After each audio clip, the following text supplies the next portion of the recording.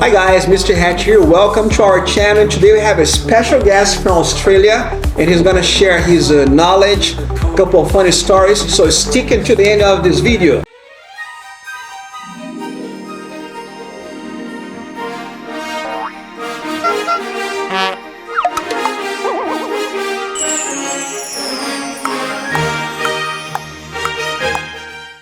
Hi Arne, good Hello, to see you again. welcome, nice to see you. Hi mate. G'day mate, What's up? how are you? Doing well, doing well. Beautiful day today. It is, it's lovely. Mhm. Nice, nice. So Arne, we're gonna ask you some questions today, and Sure. just be yourself, share your knowledge. I'm Can sure do. a lot of people there wants to hear from you and get a lot of insights. Okay, So the question number one is, please talk a little about yourself. Okay, I'm from Australia. I come from a place near Sydney, just north. I grew up right next to the beach and always enjoyed surfing.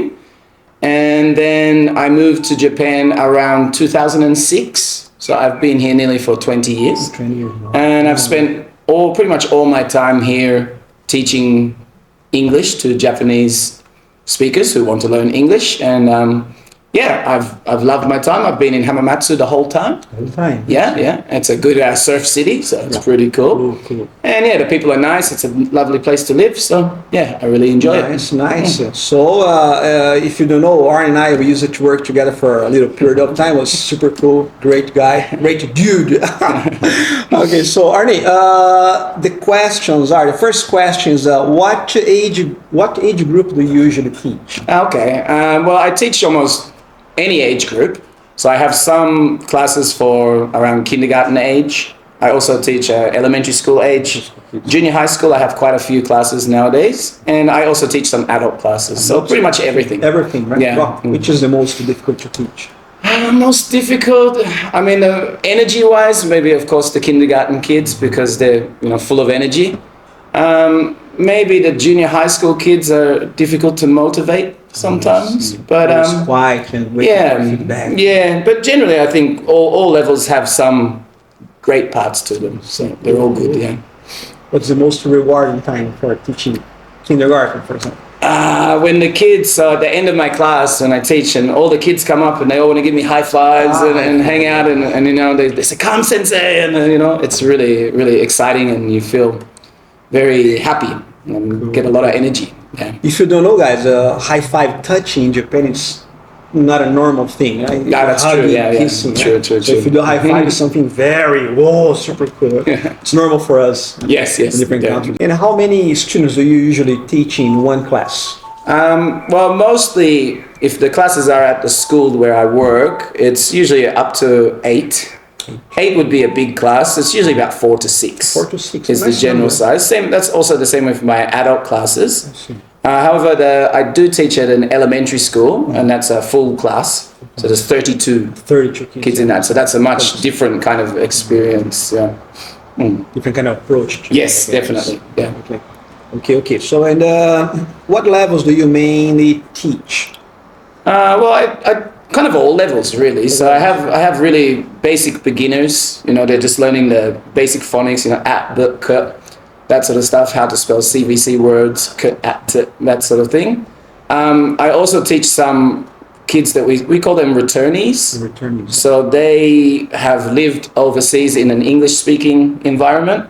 They come back to Japan. They have a bit of trouble maybe adjusting, and it's very easy to lose your language very quickly, especially for a young person. So they need a place to really practice together with kids at the same level. They need that sort of thing, and it's hard to find here, I think. So but basically all levels. I see. Cool. So which is your favorite level? Beginner, intermediate, advanced? Well, the easiest is the higher level because you can really converse with the kids and talk a lot. But I tend to think more like the classes that I really enjoy. If these kids are a really good group, if they get along together and they have a fun time, then that makes it more fun for me, obviously. I think for me it's like if you have engagement and interaction. That's the best class. Yeah, that's the one you want. That's the goal, right? Yeah, definitely. Cool.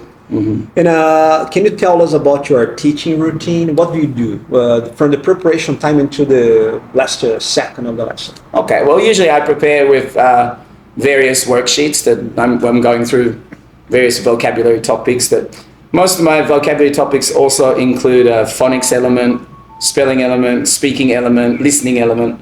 So it kind of covers everything.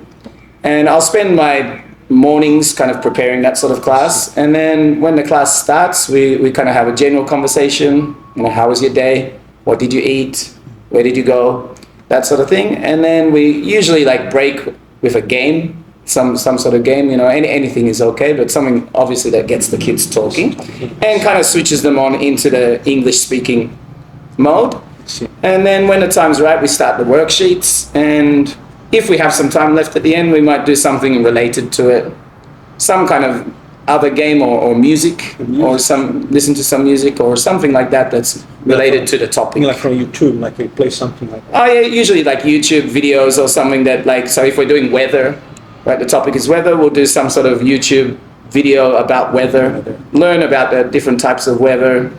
If it's something like maybe like a verb, learning verbs or something, we might go around the class doing different actions or something, just different things like that. Yeah. Those kind of activities generally. Mm-hmm. Cool. Okay, and then if you could go back in time, what would you change or improve about your teaching? Well, if I look back to when I first started teaching and I didn't really know what I was doing, sometimes I cringe a little bit and think, oh God, what did I do? Like, I just didn't know how to manage my time so well. So when I first started teaching, I'd be looking at the clock all the time, and there's half an hour left. How am I going to fill Repeat half an hour? After me. Clock. And they're just always kind of rushed things. So nowadays I'm much more relaxed and can manage the time well. So if I could go back and change that, maybe. I have the same problem too. I remember for quite a while I was always doing some little thing and checking the clock, doing some little thing and checking the clock. That made me nervous. Maybe I couldn't. Yeah, it makes it worse, right? For you, exactly. You don't know what to do now. You just. It's just terrible. Yeah. But then now I don't really find myself looking at the clock at all. And I find, oh no, we're 5 minutes over time because we've had so much to do. So it's really something, I think you learn it over time. It's you like obviously become better and more relaxed at it. The more you do I can it. notice now, like I'm teaching something and I know that's gonna take about 10 minutes. So I'm okay with time. So, and then I have 5 minutes left. I know I can do this specific thing and it's gonna take 3 minutes, and then I have 2 minutes left and we can just do high five and say goodbye. Exactly. It's nice. Maturity, maybe. Okay. So the next question is, have you ever faced a difficulty or problem in class? I've had some students who had some maybe anger issues and got very angry at the teacher. I sometimes taught that class, and then I had another teacher, and I remember one student kind of had a meltdown, and that was very hard, and we had to talk to them and try to be very calm and talk to the parents and things like that. But generally the Japanese students are very well behaved and have been, in my experience, compared to other countries. Yeah, very good students and no problem. I mean, you get things like a kid suddenly has a nosebleed or something, and you have to be ready to take care of them, or some kids get nervous and cry and things like that. But generally it's been very good. I've had mostly good experiences. Nice. Yeah, I can't remember something really bad. I remember one student that was very rude to other students, calling them names and saying bad words, saying even bad words in English like F word and stuff. Right. And then once I had to scold this student very harshly in front of everyone, and one kid cried because he was a bad student. And then I remember I had to go to the car and report the mom. So I looked at the kid, was terrible. She was the cross the red line. We've been being patient with him for quite a while. And then the mother said, please, next time he crossed the red line, and scolded him harsh again. I was so relieved. So the mom knows, right? Yeah, mom knew already. And then after that episode, so he became the best student. That's and he good. just graduated from high school this year, and then he's going to university, and we became super friends now. Wow, He became a wonderful person. And then he remembered the time in school, and he said, oh, Michael, that helped me to become a better person. I remember I was terrible and blah, blah, blah. I said, whoa, amazing. Just well done. Problem that became something good. Cool. That's good. And Arne, do you speak any other languages? Well, I'm learning Japanese. So, of course, because you need it here. I use some applications to learn Japanese. I also have some textbooks. I don't really like learning on my own from the textbook. But I tend to use a lot of Japanese here at the cafe here where I work because we get a lot of Japanese customers who come in, and I just have Real to communication. Yeah, just general conversation. Maybe we talk about things we like and stuff. If we're playing the music, they'll tell me about like, oh, これ好きね, or you know, 私の一番好きな音楽は Metallica とか something like that or something. And I say, yeah, you know, of course, 私も大好き. I love Metallica, and then we will play that song. And or they say stuff they have like to nakama desu, yeah. Yeah, and then we start to talk, you know, all the different bands that we like and things. It's really cool. So my Japanese is improving from, of course, working. I mean, the key is to learn any language, you have to speak it. Speak it, Right? And you have to speak to people who can speak it. And that's where it is here. And most effective way, I guess. Unless you're studying for tests and then you go for the text. Yeah, of course. Yeah, you need to learn the vocabulary and things. So it's probably a combination of everything, right? Is the best way to go. Cool. You speak Spanish or any? No. My family is from, my mother's family is from Latvia. Oh, so I used to know a few words, but I don't know much. Like Labdien Kate Viet means hello, how are you?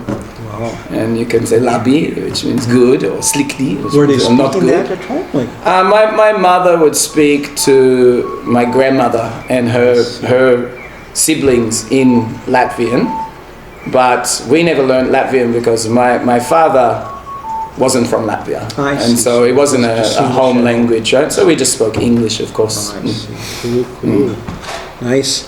So, and then the last question, Arne, what advice would you give to teachers or parents who work with Japanese parents that works with Japanese kids? They want the kid learning, or the teachers, foreigner teachers or Japanese teachers that needs to teach Japanese kids. Is there any advice or strategy you use for teaching English in particular? Teaching English in particular? Okay. The main thing I say is try to keep Japanese out of the classroom. Japanese language, that is, right? So, like, I try to teach in an almost total immersion English style. So, I often tell the kids, you know, when you come in, just press that button on the back of your neck that, you know, it's flick it from Japanese to English, right? And in here, I tell them the classroom is not Japan anymore. We are in Australia or England or something. That's a good trick, eh? I try to get them to only speak that. With the parents and things like that, I mean, just the earlier the better. You know, get them started young, and that's when their brains are soaking it all in. So, you know, watching YouTube videos in English or something, and simple. They need it very simple, right? Because it's no point putting on like a very, you know, like a English cartoon or something where the kids don't understand. You just see them, they'll zone out, right? But if you get something very simple with repetition, and I think they can learn, and kids remember very well. Yeah, I see. So they learn so quickly. Yeah.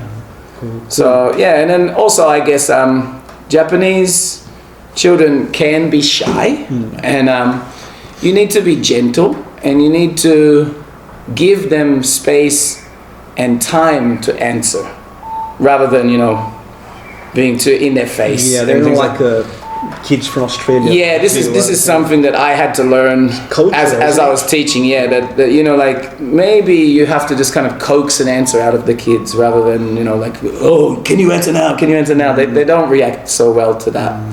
So maybe it's a different kind of learning and a different kind of teaching that happens here. So maybe cultural is not so much a reaction or zero reaction. Yeah, I would say so. Especially like to direct questions. They tend to. In my experience, the Japanese children tend to think a lot more before they answer. Whereas an Australian will just say whatever comes to their mind and not worry if there's a mistake or anything like that. So, it's not a bad thing, it's a good thing. Right? It's cultural, huh? Yeah, very cultural thing, definitely. What I don't like about Japanese kids that I had to learn how to go around this problem is the problem that you ask a question, for example, ask, how was your weekend? And they say, it was great, it was good. But then in other countries, we usually say it was great because I went to the stadium with my friends, and we had 5 friends there. We ate popcorn and we ate hot dogs and stuff. Many details. Yeah, they give the details. And they don't. And they have to say, okay, who did you go with? With my friends. And then you say, okay, where was it in Fukuroi Stadium? What did you do?